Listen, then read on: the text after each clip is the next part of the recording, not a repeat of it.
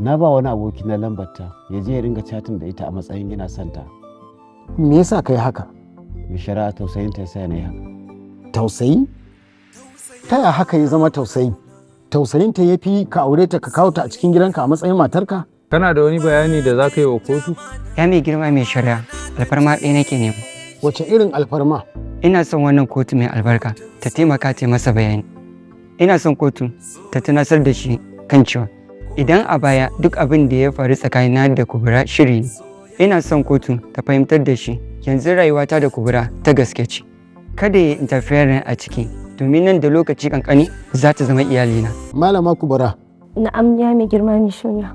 Tsakanin Salim da Mubarak wane ne zaɓinki? Shine wanda ya yakice ni daga cikin jikinsa da kansa.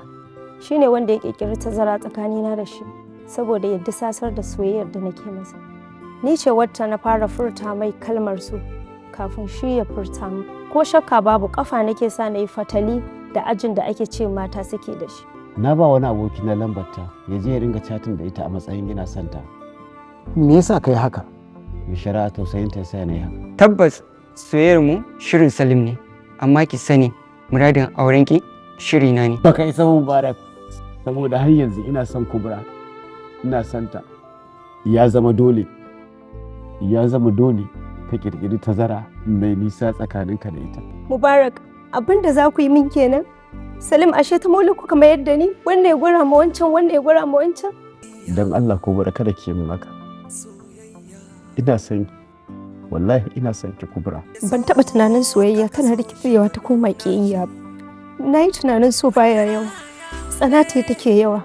Ashe ba haka abin yake ba. Ni da kai har abada Salim. Sai ka zuba ruwa a ƙasa ka sha. Abin da kake nema ka samu. Ba iya raguwa son ka ya rage a zuciyata ba. Ƙonewa ta yi gabaki ɗaya. Me yasa zaki mun haka? Ayar da ƙwallon mangwaro ka huta da ƙuda. Kamar yadda kake fata. Menene kuma abin damuwa? Wallahi ina son ki Kubura. Yanzu jina nake kamar wanda aka yi wa allurar sanki. Ina son ki fiye da yadda kike so na a yanzu Kubura. Don Allah Kubura ki taimaka ki dawo gare ni. Kada ki hukunta ni da ya ki ce na a rayuwar ki Kubura.